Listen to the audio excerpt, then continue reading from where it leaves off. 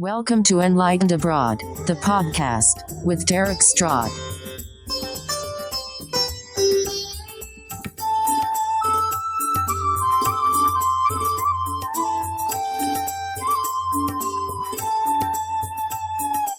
Hi, welcome to this episode number 3 with Jabari Jordan.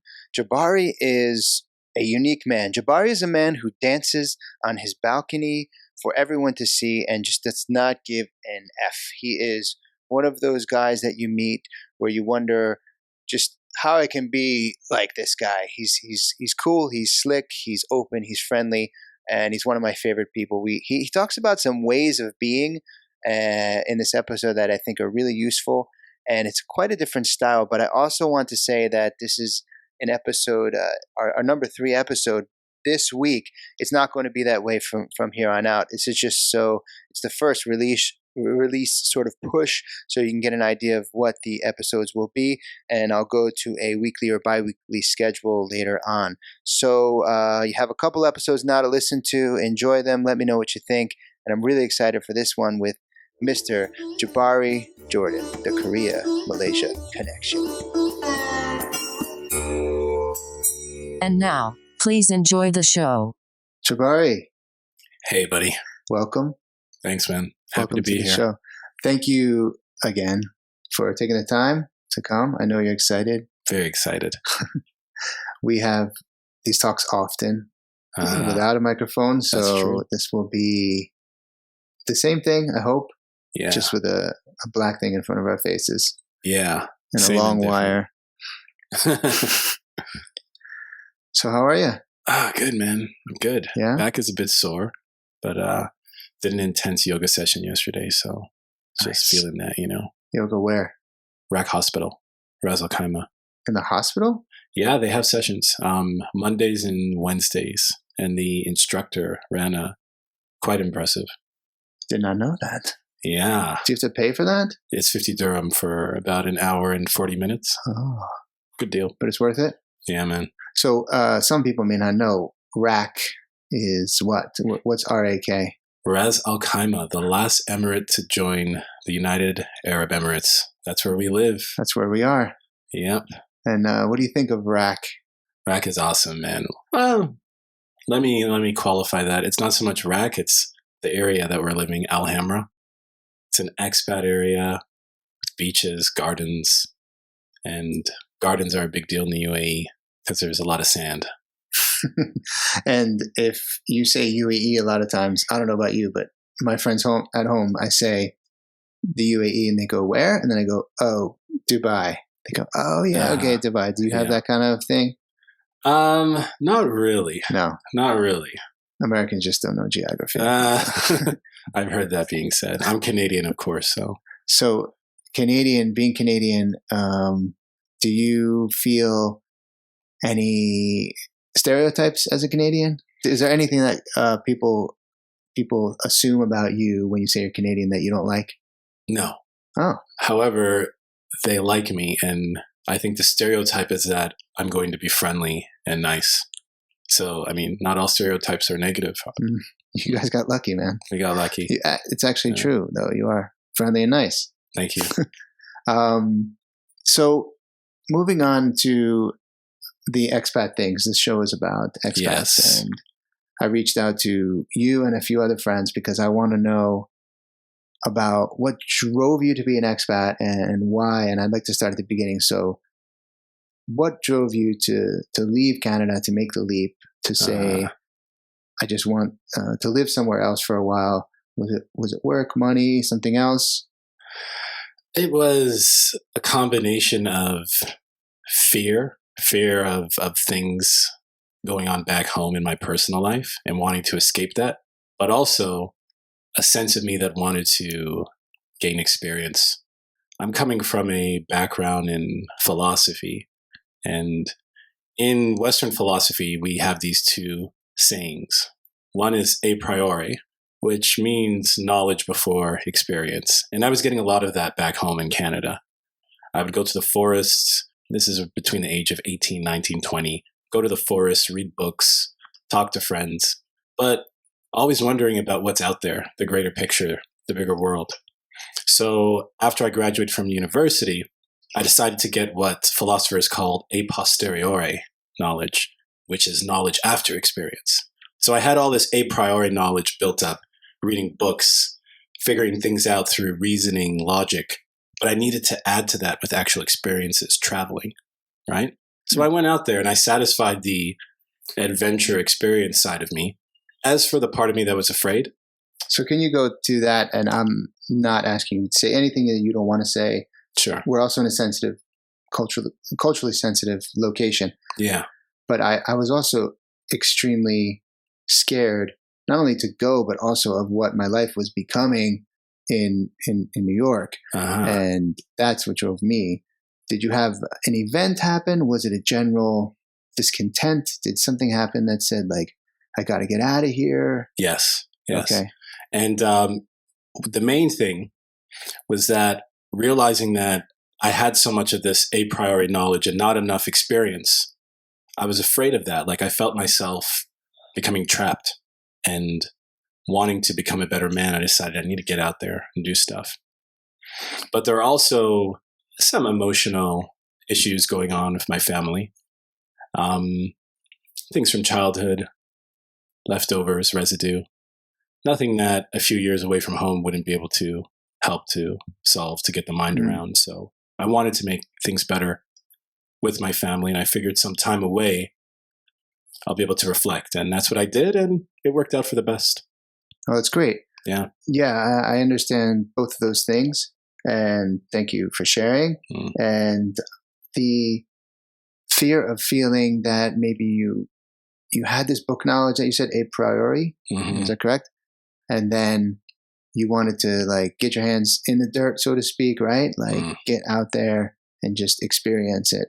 So what was the first jump, and like how did you go from that book knowledge to actually making it an action and going? Because a lot of people are stuck, I think, with, I want to do that, but I don't know how to start. How did you start that process? I started by just believing it's something that I can do and want to do, applying for jobs in South Korea, got a job, went over there. They actually, the school that because I was applying to be a teacher, so I became a teacher, and the school that I was working with forgot that I was coming. What? Yeah. So on my first night there, I met my new lead teacher, my new supervisor teacher, a Korean woman.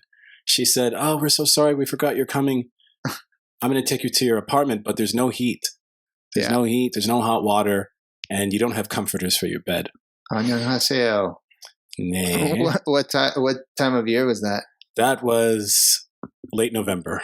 Oh, that was cold. That was cold. So I found myself first night in Korea, alone, on the floor, cold, sleeping without any sheets, but, using the clothes from my luggage. Were you second guessing the choice at that time, or? Not so much. I'm not really one to second guess or have regrets. It's about, this is the moment. What am I going to do with it now? And I did think about my mother. I thought about a girl that I was dating back home that I'd left to leave for Korea. I thought about the people closest to me helped to kind of make me warm from the inside, Wow. But I'd say most importantly, and this is essential to my life, or my way of thinking, I should say, that any negative experience could be used to help you grow or to make things worse, to make you worse. So in a way, I was very grateful for the experience. It's going to change soon. I'll get blankets, I'll get hot water, but I'm going to use this night to grow stronger. See, I know you like that as a very positive person. You put positive spins on things a lot. Were you always like that? Was it something you always had, or did you develop it? Did you practice it? The first philosopher in my family was my dad, and from a very young age, he would talk to my sister and I about thinking positively, but it didn't really sink in until the age of a priori knowledge when I was 18, 19, reading those books on philosophy, thinking things, what does it mean to live a good life, to be a good man, a good human being. So that's when I was learning the trick. But Korea and other difficult experiences helped that sink in. They gave me actual real experience so I can apply this a priori knowledge and say, okay, this is how I'm going to use it. So it sounds like you had this this book knowledge plan, and almost when you got that, I guess, difficult experience, you were almost excited for it because is that right? Yes, yeah, buddy. here I get to use it now. Yes. Can you recommend any philosophers? Can you recommend any philosophers that helped you that someone who doesn't know philosophy could start with? Philosophy is a subject where you read it, and a lot of the topics like on God and the universe don't necessarily apply to your life, but it's through the reasoning, through the logical thinking that you become better at thinking that way. So from that point of view, there's a bunch I could recommend. Kant, Immanuel Kant. I like David Hume a lot. I like Heidegger. But in terms of like real self-help philosophers, I would recommend the yogi Iyengar. Now, his book, Life on Light, it's the closest thing to a Bible I ever had. And it's not because it had religious undertones, but it helped me to self-develop, and become wiser. So I'd recommend Iyengar for self-help. It will also teach you how to do yoga in the process. Oh, well? Yeah. Okay. Nice. Yeah. So I'll put those recommendations later in notes that go with the episode. Cool. So people can access that. Yeah, that's great. So you're in Korea, you're freezing balls, and then what happens? Yeah. And then I get a blanket, I get hot water. Everything's okay. Start to do my master's online overseas in Korea, start to party. And that became a huge part of the international life, is just how fun it is to party when you're abroad. Great experience. Yeah. This is not you're not the only person who said this. Actually, every person who's been so far on this show has said the same thing. And that's one of the things that is really enticing about it. Can you offer any, because it can get excessive at times. And not only that, other things, but did you make any missteps in your first year abroad that maybe you said you don't like to have regrets, but maybe you wish you had known better or something like that you could offer to a newbie, for example? Well, let me put it in terms of what I would do differently next time, or if I was a newbie, what I would do. And the only thing I can say is save more money. Yeah. Your first experience, was that Korea as well? Or? My first experience was also Korea. Yeah. What year were you there? I was there 2008 to 2012. How about you? Same. 2009 and 10. Wow, man. We must have crossed paths. We had the same life, man. Yeah. And then we were also in Malaysia. Yeah. At different times. So you went straight from Korea to Malaysia? There was always an interim when I went back home for a while. But give or take 9 months. Yeah, I went to Malaysia after. I did the same thing. Yeah? Yeah. How long did you go home for in between? One time it was about 6 months. Another time it was 9. Yeah. So that's really funny. That's a coincidence. And then so you went Korea, Malaysia to here, to UAE. You got with some home in between. Okay. I want to go back to Korea a bit because Korea was one of the best times of my life. And I think we were there, correct me if I'm wrong, at the sort of end of the Korean Wild West. I don't know how I like to call it the Golden Age. The Golden Age. Yeah. I like that. So did you experience that? It was almost ending that expat wave, or did you feel it was still good at that time? How was your experience there? Well, what do you think of when you hear Golden Age? What does it mean to you exactly? I think of the sort of 60, 70 or 80-year-old person who's just going around on a retired cruise and eating a lot of food and drinking a lot. Yeah, yeah. But enjoying the fruits of their labor. I also think of there was more money to make in the Golden Age. I mean, if we're talking about between 2000, let's say to 2005, even before 2000, there were more jobs. Not more jobs, but just more opportunities because less foreigners. You know what? I'm thinking of golden years. Okay. Not golden age. You're right. Golden age. So it would be like the best time. The best time to be in Korea. And you think 2009 to 12 was the best time? No, I think before. I think before we got there. Yeah. I think we just missed it. From what I gathered, I think the golden age ended in like 2005, 6. Yeah, that's what I felt too. Yeah? Yeah, a bit late, but Yeah, so, the money wasn't as good. You weren't as much of a novelty as a foreigner, which can be a good or bad thing to be a novelty, right? yeah, as well. It's true. How was your experience with the Korean culture, the Korean dating scene, the food? Anything you want to share about that? Yeah, only if you tell me yours after. Of course. Okay. So the culture, I felt that they were hard workers, but they worked hard and they played hard. Maybe they played just as hard as they worked, which was kind of scary. I remember mornings, actually, you probably experienced this. You'd wake up to go to work, 7 a.m. You see a Korean businessman in a nice suit on the ground outside in a puddle of his own vomit. Yes, I have not seen too much vomit, but I've seen a lot of passed out Korean businessmen in the mornings. Yeah. And sometimes women, but then their friends are not far behind to pick them up. Where did you live? I lived in Ujeongbu, which is Seoul. close to North Korea, actually. So there were lots of army helicopters flying over daily. And then after that, I lived in a place called Guri, which was very close to Seoul. Nice. Yeah. So, okay, you also asked about food.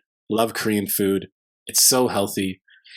Even if you go to Korea not liking it, because it's healthy, your body just starts craving it because it's giving your body all the essential nutrients. So you become acquired to it. I had the diet change of my life in Korea because for the first time, I was able to poop very well. Every day was a beautiful poop.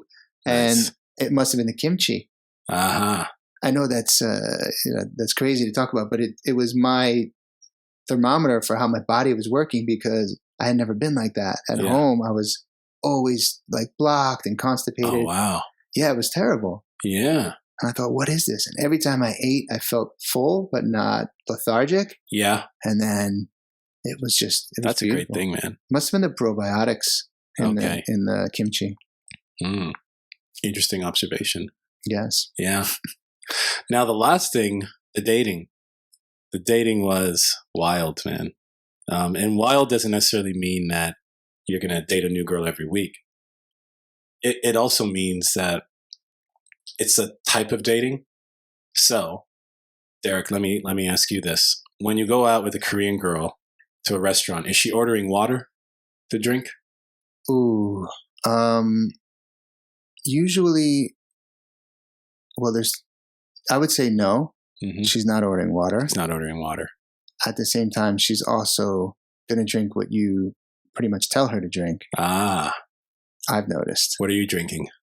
Usually soju and beer. Okay. Together. And what soju? I wasn't one of those guys that had the soju brand of choice, and I didn't even care as long as the bottle was green. Yeah. And because I usually mixed it with the beer, so mekju. So mekju, right? Because beer is sumek. Beer is mekju, soju. You mix the two together, you have this lethal drink called somek. Somek, that's correct. And soju is like a watered down form of vodka, but almost as potent. So that's what I'm drinking. That's what you're drinking. That's what the girl drinks. Right. And she can usually drink just as much, maybe once in a while more than you can. So things get wild. That's why I said wild. Yes, and I remember the standard for asking them how much they drank was you'd ask them how many bottles in Korean. Really? Yes. Huh. Remember that? How does it sound in Korea? Do you remember? I think it was myopbyung. How many bottles can you drink? I forgot my Korean, man. But something like mopbyung sarasasoyo, something like this. Yeah. How many bottles can you drink? And literally, you'd ask how many bottles can you drink, and it meant soju. Ah, jeez. For me, the answer is 2. Yeah, I'm not sure. So then, how was the dating scene for you? What was your experience? It was good. Yeah, it was nice. I mean, it was very transient, but full of exciting, fun memories. Korean girls, in my experience, are respectful until they're just no longer around. And maybe because they break contact with you, maybe you break with them, but as long as they were around, they'd be very respectful, calm, no drama, little drama, hardly any. Now, in the Western world, I think we're used to a lot more drama. I won't say with our women. I'm not going to put it on Western women, but the relationship between a Western man and a Western woman could be a lot more dramatic, generally speaking. Whereas with Koreans, a Western man and a Korean tended to be very smooth. And that could owe to the language barrier, of course, but other things as well. Yeah. What? Like what? What do you think? What's a better word for submissive? I mean, is submissive even a bad word? Or submissive is not the right word, and I think that's a misconception because they're not at all submissive. I would say my observation is the rules are very clear, and the rules and the roles are very clear. So it was almost easier to act in a dating situation because you knew the role of the man was XYZ, and that was pretty much throughout the country. That was standard. And the role of the woman was XYZ. And if you jumped to Y and she was on X, it was a mismatch. And you just had to follow the pattern. If you followed the pattern, everything went as planned. And if it didn't, it didn't. And once you sort of learned that code, I found. So for me, it was just more simple. That makes sense. Yeah. Did you find that too? I understand that, and I saw guys like you just doing well for yourselves, but I never followed the code. I did well, but for other reasons, maybe it was a shock and awe, or he's so different kind of thing, but I didn't follow the code. So that means a lot of times I didn't end up making that connection. Yeah, I know what you mean. I did, when you say do well, that's not my experience at all. I had 7 months, my first 7 months in Korea, I could not even get a second date. Wow. At all. I scared women away because I tried to be Mr. New York and it was not working. So I had to relearn, and I had to basically ask Korean men, how do you date Korean women? Wait, okay, but before you go there, can I ask you, what does Mr. New York sound like? So let's say I'm a Korean girl and I say, hello, annyeonghaseyo. Well, it wasn't more about the voice, but it was more about the approach. The approach. So we're very direct. Yeah. And it's insulting to be direct in Korea. Okay. So, for example, we'd approach women on the street. Right. And that would make them super uncomfortable, especially in anywhere outside of Seoul. Okay. Now, I don't know. Seoul just with a hello? Seoul might have been different. Maybe I was just, I had bad energy. Okay. Well, hey, man, I approached women on the street, too, and it was hit or miss. Once in a while, a hello, I'd get a response, and other times, they just walk right by me.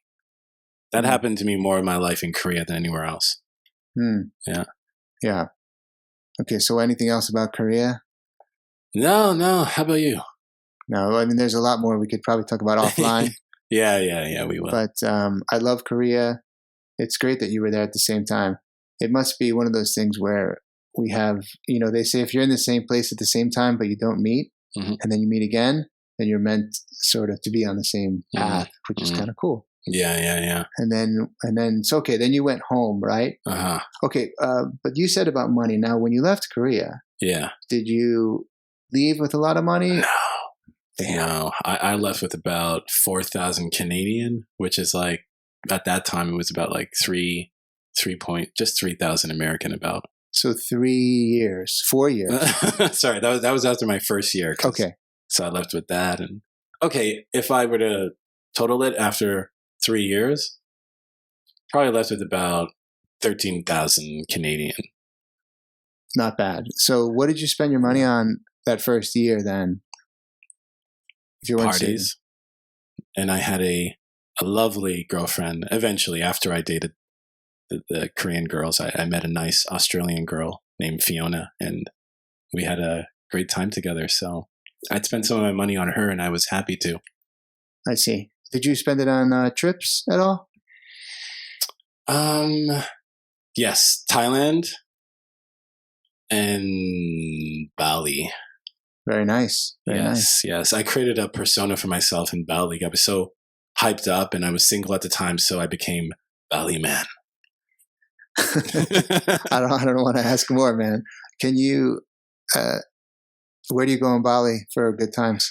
Bali man just stayed in Bali Kuta, man go? which is a party place with lots of expats, and so Bali man stayed in Kuta.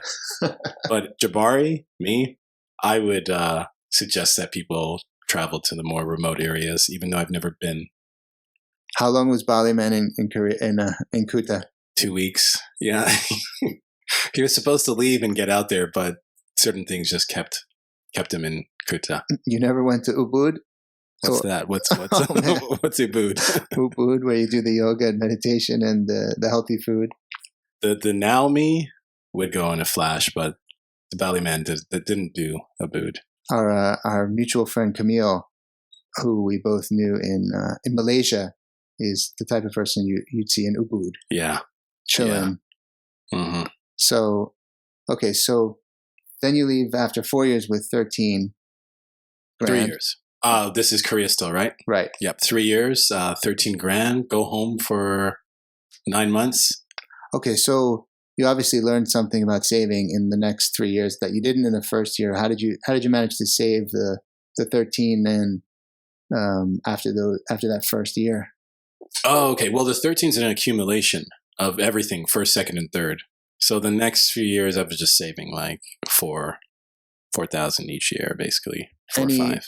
I guess what I'm asking is, any tips for people who are having trouble saving abroad? What did you implement in your structure to make sure you hit your savings goals?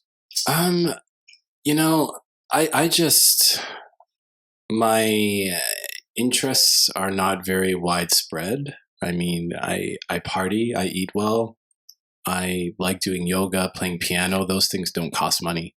So I just did what I like, and then that's it. But I think for people with more lavish lifestyles, that's when a budget needs to come into play. I never needed a budget, at least not to meet the goals that I hit. So, yeah. And you don't use a budget now either, right? No, I don't. I don't know how you do that. You use a budget? Absolutely. Oh, nice. Yeah, and I break it every month. Seriously. I never am able to hold it, but at least I have that mark there, and I know. Yeah. Sometimes I hit it. Sometimes. That's good.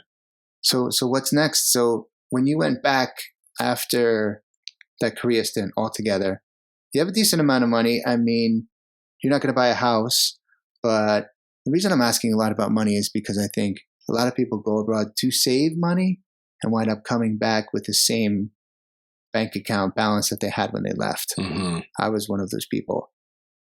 So you have something, were you looking to start up again at home, or were you looking to continue expat living? I've always wanted to be a philosophy professor at home or in some Western country. But the philosophy departments and the fields is just shrinking down. There's hardly anything left. It's very unreliable thing to pursue, because at this point I have a master's, but to get my PhD, I have to do another 4 or 5 years. At the age of 35, when I'm not guaranteed a job at the end of it, so I'd finish when I'm 39, 40, and I'm not guaranteed a job, the departments will be even smaller at that point in universities. Just, I don't know if I'm going to go that route. But that was the initial plan. But then it just kept seeming like I should delay it, until it didn't really seem that viable. So were you intended to do that at home then, and then you realized no? Is that what you're saying? I realized no, but also I want to travel more. Got it. And there's still so much more to learn. And I say this to people who are thinking of traveling and who wonder what things will be like on the other side when they arrive in their destination. The at-home you is probably going to be very different from the travel you. The at-home you has tons of memories and experiences. I mean, you go to the supermarket, you might see Joe, your old grade school teacher, the guy who works in the supermarket now.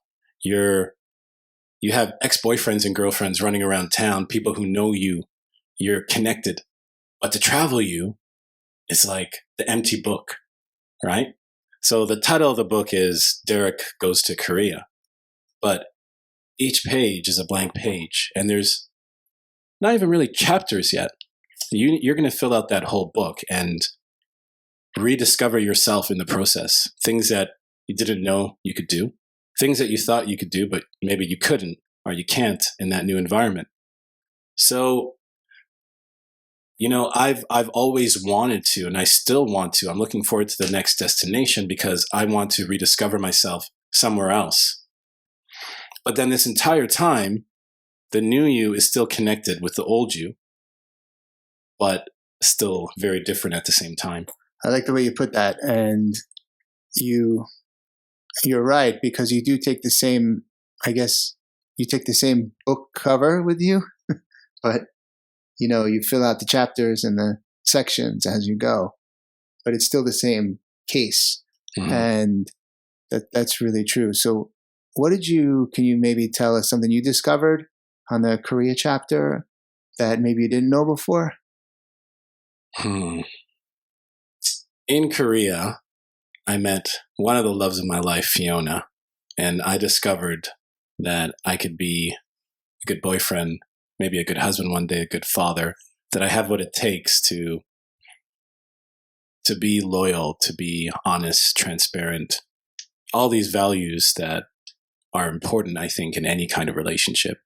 Now, that so much doesn't have to do with Korea, right? That had to do with the person I met in Korea. And I'd say a lot of my experiences in foreign countries were not so much about the culture of those countries, but who I was allowed to be and who I felt free to be, leaving my home country, Canada, and becoming this new person. Yeah.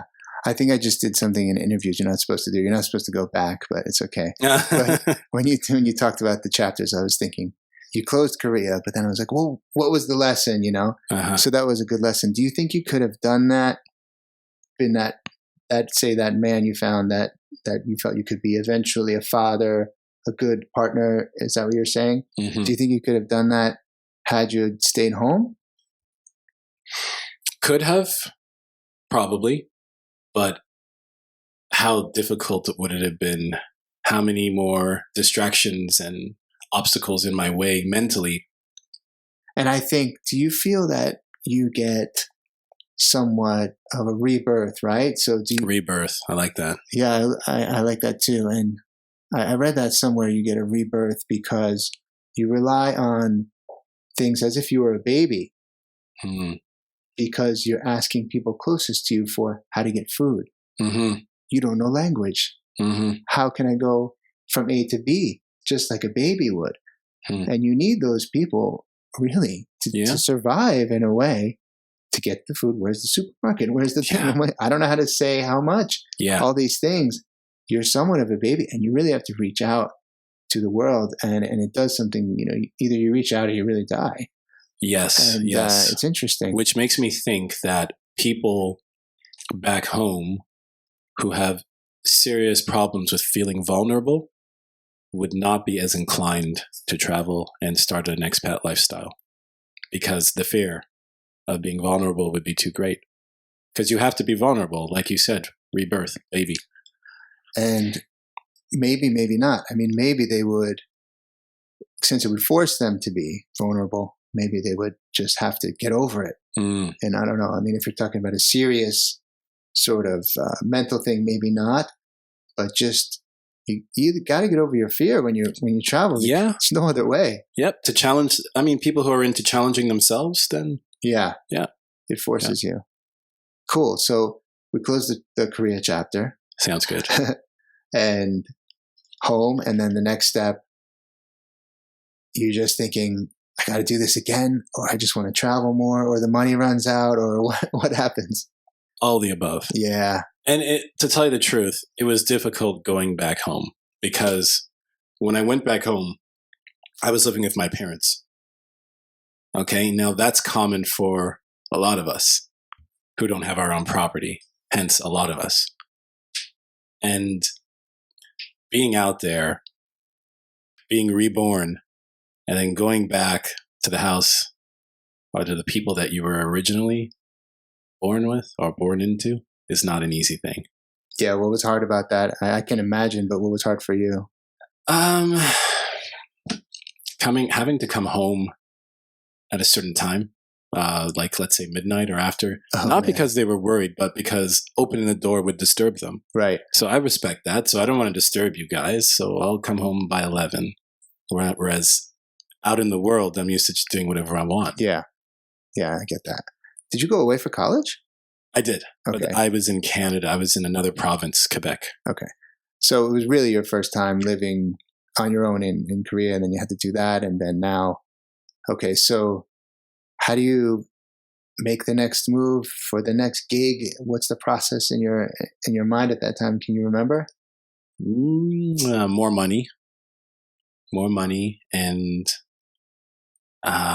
more tropical. Hence, Malaysia. Yeah. Oh man. Now we were both there around the same time. We missed each other by a year. Yeah. So I was 2011. I started the project in Malaysia, and 2011 to 2013. Okay. And you came 2013? I came 2014. Yeah. Yeah. They started a new project. Yeah. Yeah. What a time. What a time. We've talked about this many times. I could talk about it forever. I know. We got to go back. Yeah. I mean, what was it? It was the tropical weather. It was the sunny skies, but there were still clouds, which was a nice mix. Here in the UAE, most days there's hardly any clouds, just pure sun, but the sky was beautiful in Malaysia. So there's one thing I want to ask, because I'm trying to put myself sometimes in the mindset of who would listen to this, possibly someone who's, I hope, sitting where we were, a little stuck, a little not knowing what to do. I don't want to work in this place, and I feel like there's more. And talking about this tropical climate, it seems great, but there's actual work that you have to do before you get that job. Mm-hmm. And sometimes it's quite a long process, mm-hmm. as I remember Malaysia being. But so what's required to get this teaching abroad job? What did you have to do, and how does the application process work? Just a little bit of it, right? Mm-hmm. A time frame mostly, so you can plan. What did you do? In general, for Malaysia, Korea, UAE, or specifically for Malaysia? Well, let's go to the Malaysia one, because that's where we are. Okay. So Malaysia, it was apply online. Then you got to... So these websites, we can maybe list them in some notes. Yeah. But there's certain recruiters, right? And there's certain job forums. I mean, Dave's Esl Café was a great. That was. Is it still one? It probably still is. Probably, right? It's a good place to start anyway. Mm-hmm. I did a TEFL course. So the Malaysia job required at least 120-hour online TEFL course. So I did it online. So you did that after teaching in Korea so that you could go to Malaysia? Yes. Did you need a master's? Or just for more options. Yeah. It was after finishing the course that I was sent to a Facebook link. Now I had access to this link on Facebook because I finished the course. Yeah, a lot of times when you do those courses, then you just get hooked into that community right away. Yes. So and I think now it's more CELTA instead of TEFL. Okay. People generally want CELTA now. So if you're looking for that, go for CELTA. Mm-hmm. But once you're in that system, it's like, oh, there's a job, there's a thing. Yeah. Yeah. And I saw Teach in Malaysia with the picture of these trees and this beautiful temple. And I was like, that's not Korea. That's something different. Yeah. That's warm and sexy and tropical. Yeah. So I applied. Free car, gas allowance, as a teacher, resource allowance, there are all these perks. And Malaysia is much cheaper than Korea.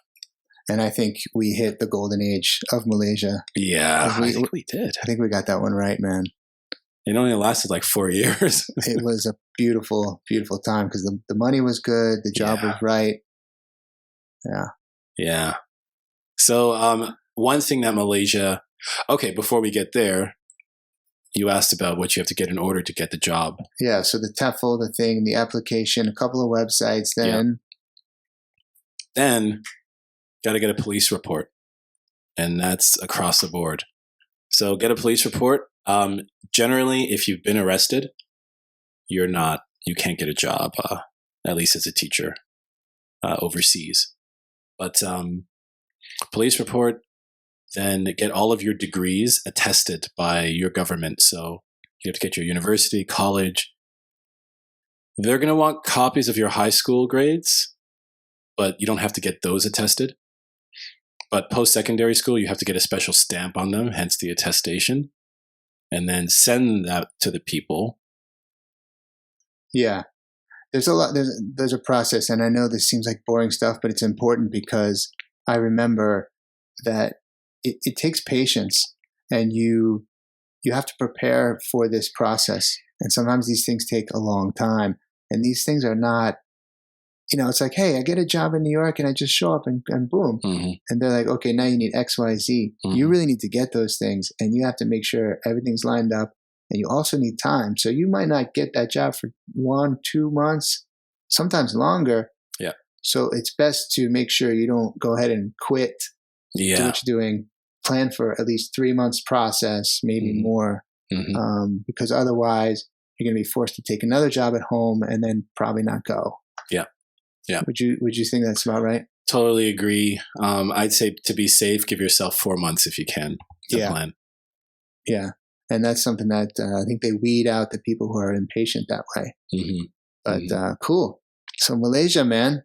Malaysia, we were training teachers. We were training Malaysian English teachers. So they were Malaysian, but they taught English. And we were there to help them with all the 4 language skills: reading, listening, speaking, and writing. And that's what we did. A lot of them were older than us. So the first impression could be, what's this young guy or a young woman coming in here telling me what to do? But if you build a good rapport, just like any other situation in life, then get them on your good side and everything's okay. So best thing about Malaysia. Can you even name one? It can be a city, experience. Melaka. It's a city. It's Tell us about it. The first, isn't that where the country itself was like kind of founded? Malaysia was founded in Melaka, right? I'm not going to go full on history lesson, but I think that was one of the first ports. The first ports. The Straits of Malacca, before they changed it to, I think, Port Dickson or Singapore. So it was one of the original ports. Everything went through there. But what was Malacca like, man? It was historical for that reason. I mean, you had the Dutch influence, and so you have this old town that looks like Amsterdam, but in a way even better than most of the streets in Amsterdam. It's just beautiful and lit up with beautiful light colors, different colors like a rainbow in the nighttime, but with that old medieval age type of architecture. Melaka was great. What else? I mean, the Malaysian people were quite interesting. I mean, there's the Malays, the Indians, and the Chinese, and often they don't all get along. But if you get to know them individually, then you see that they're quite similar. I mean, at the end of the day, they're all Malaysian, right? Yeah. But at the same time, very different. Yeah. Malacca was one of my favorite places in the world. I love that we share that. It was so cool, man. And it's hard to describe. I wanted so many friends to come and visit me there and see what it was like, and just see how we had the best. I can't even do it justice. I don't know what it was. It was a magical place. It was magical. It really was. And you would have tourists come through, usually for a quick stop because they never stay there long. Yeah. And, you'd wind up being a tour guide and showing them all these cool spots. And you were friends with everyone in the town. Everyone accepted us. Mm-hmm. It was a really beautiful place. Yeah. Do you think it's the same? I imagine it's even more commercialized now, probably even more expats as well, which is the case in so many places in the world. Yeah. So how are you feeling now? We're about halfway through your story. Yeah, I'm feeling good, man. You okay? Yeah. You okay to keep going? Definitely. Okay. Yeah, we can always pause or anything. It's fine. We just keep it real. Let's give it a pause. Yeah? Okay. Yeah. Let's take a pause. And we're going to pause on Malaysia.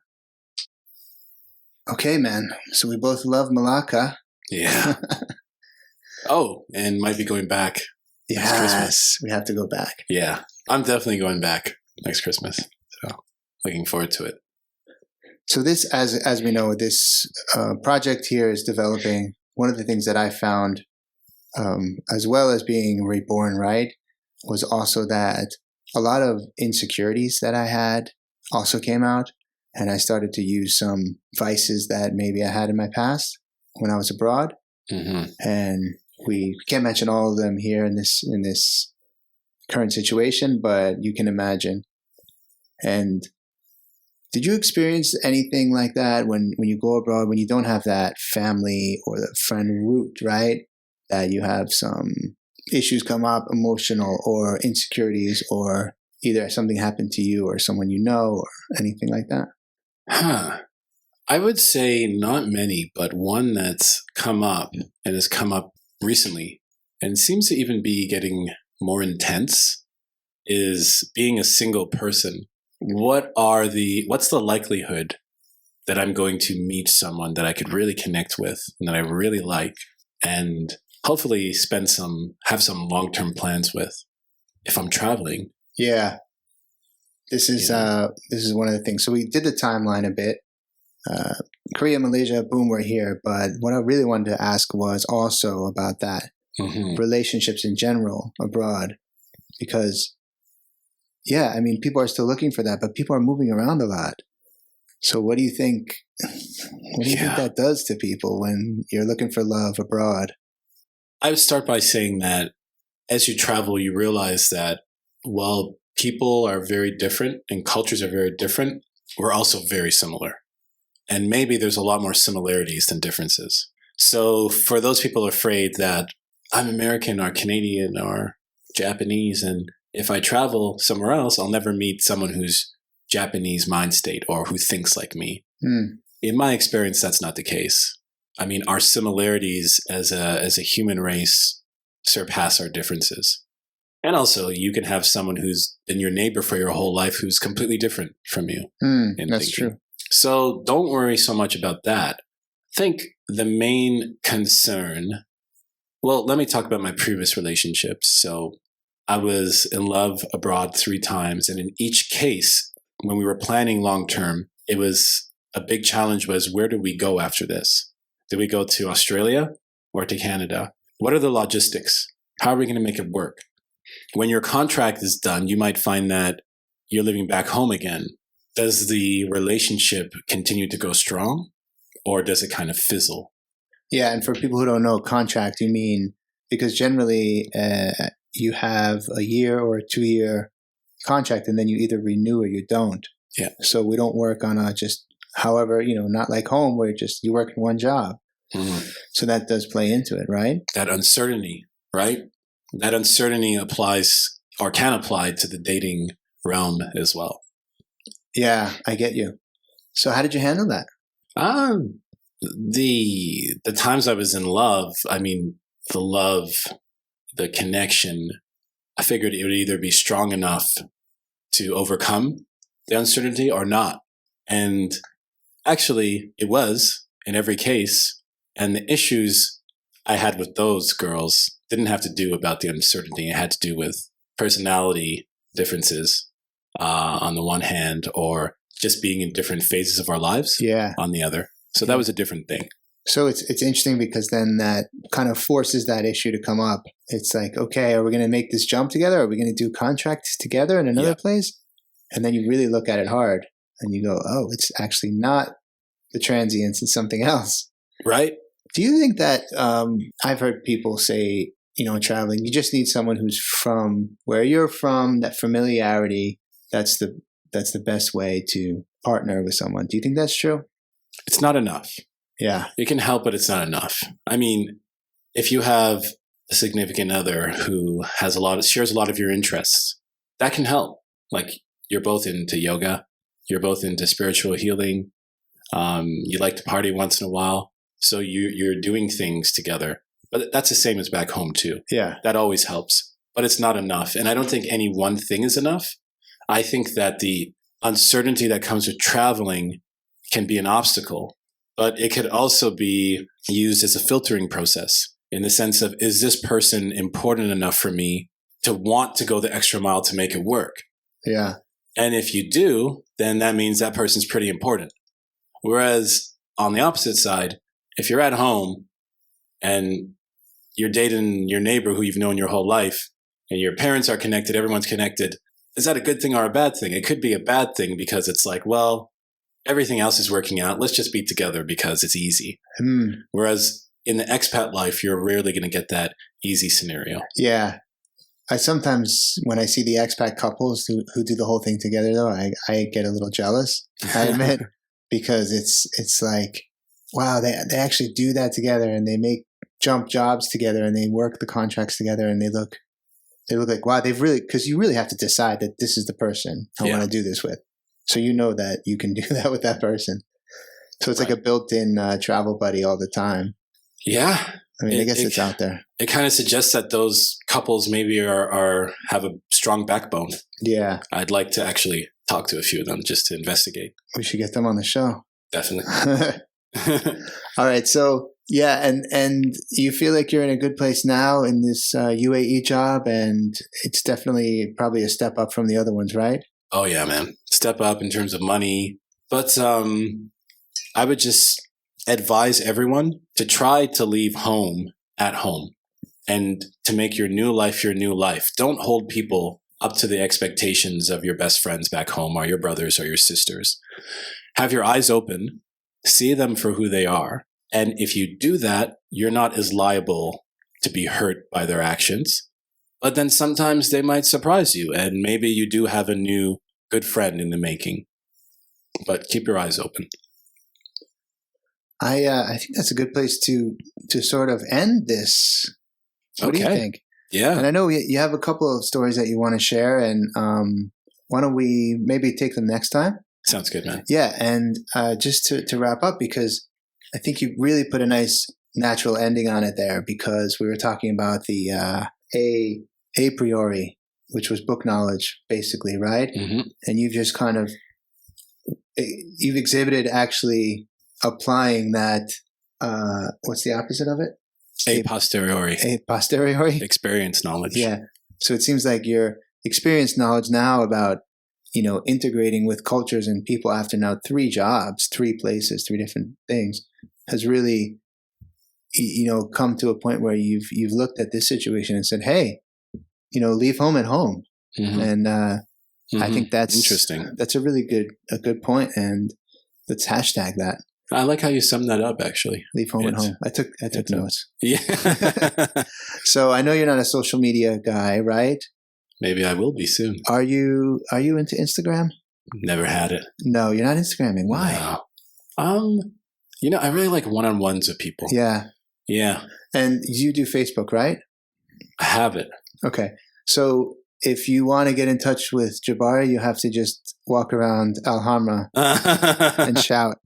And the only reason I ask is if later we want to put something in the notes, but for now we'll just leave it out. You can put Jabari Jordan. It should still say Mississauga, Canada, and that's me on Facebook. Yeah, okay. And then any advice, people could contact you, or they could go through this channel. But for now, this is just us. So thanks for having me, man. Dude, this was a pleasure to do it on the mics. For me too. Let's do this again. We'll do it again first this weekend without the mic, because it's just what we do. Yeah, that's right. And then we'll do this again with the mic sometime soon. So leave home at home, everybody. And that's Jabari Jordan. Thank you, my man. Thanks, buddy. Good work. All right.